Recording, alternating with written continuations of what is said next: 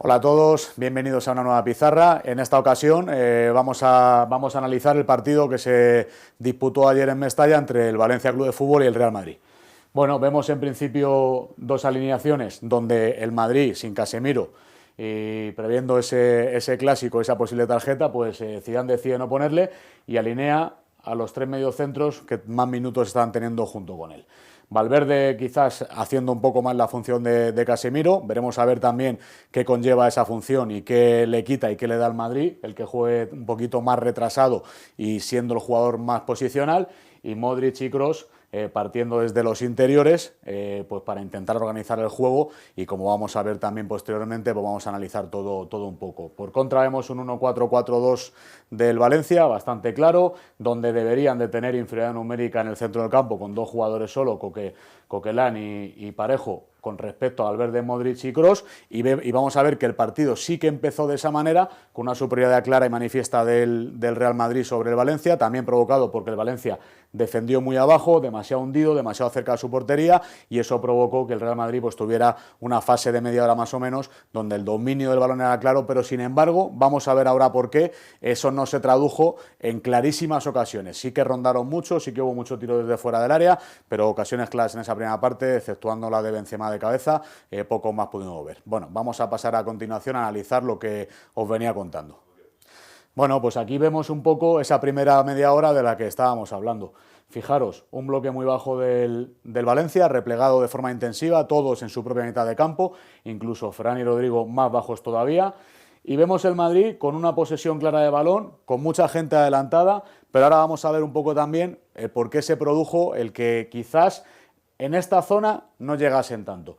Vemos Benzema con una movilidad muy clara, pero vemos ahora cómo Rodrigo se metía por dentro, Isco también, he cambiado las posiciones de inicio, que Rodrigo estaba por derecha, Isco por izquierda, en teoría sobre el papel, pero que luego cambiaron constantemente y sobre todo en esa media hora se produjo más estando en esta situación. ¿Problema? Bueno, pues sobre todo era que Isco al venirse por dentro y Rodrigo al venirse por dentro, es verdad que se asociaba mucho el Madrid, tenía mucha posesión de balón, pero fijaros cómo quedaba la banda totalmente desprotegida. Aquí veíamos esos dos jugadores que se vienen por esta zona, vemos a Isco, vemos por ejemplo Rodrigo que se puede venir por aquí y con Benzema de referencia.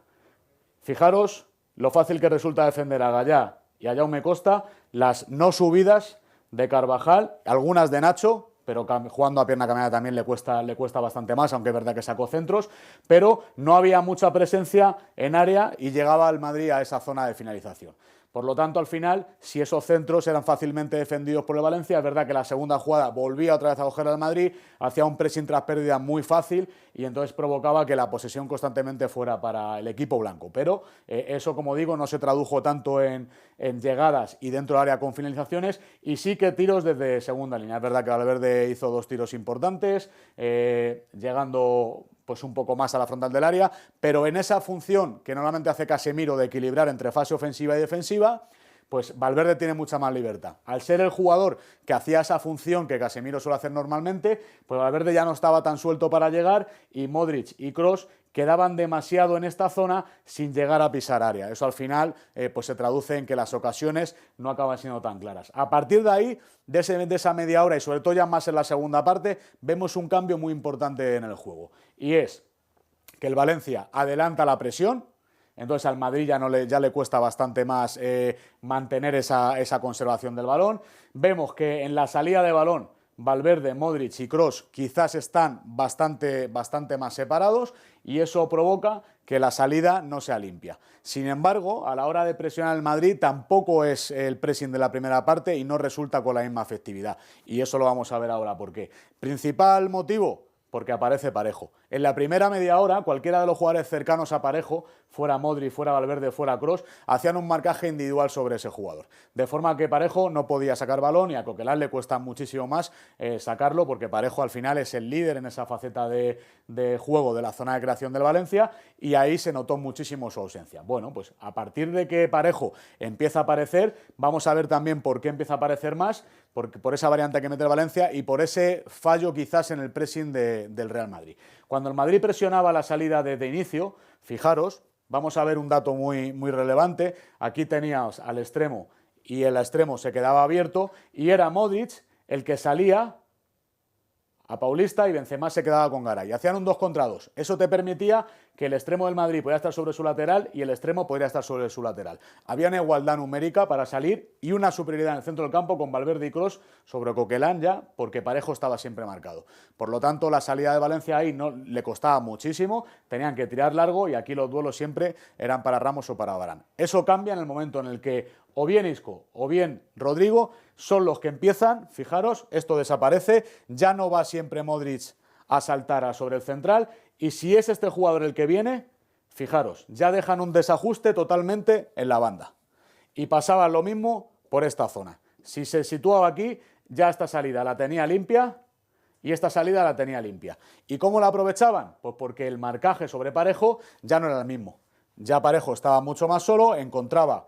Teníamos, por ejemplo, por aquí al otro medio del Madrid y aquí Parejo encontraba la salida fácil y una vez que encontraba esa salida, con un solo pase, y eso es para que lo vean todos los jugadores que sean mediocentros y los niños que estén aprendiendo escuelas de entrenadores, escuelas de fútbol, como con un solo pase y con una buena orientación del cuerpo, estando bien perfilado, salían con Parejo y solo con ese pase abría banda y ya tenían ese 2 contra 1, porque Carvajal no podía saltar nunca a Gallá, porque si no, Soler se quedaría solo. Lo mismo pasaba con Nacho sobre Bas. Al final, Jaume Costa no tenía tanto recorrido, pero ahí Celades acierta totalmente poniendo a Bas de lateral y provocando que Ferran se vaya a banda, donde es mucho más productivo, y Vallejo ya se queda en punta. Esos cambios a Valencia le vienen muy bien y sin embargo los cambios que realiza el Madrid, sacando a Gareth Bale y sacando a Vinicius, lo que intenta dar ese cambio es una profundidad mucho mayor, que los extremos lleguen como tal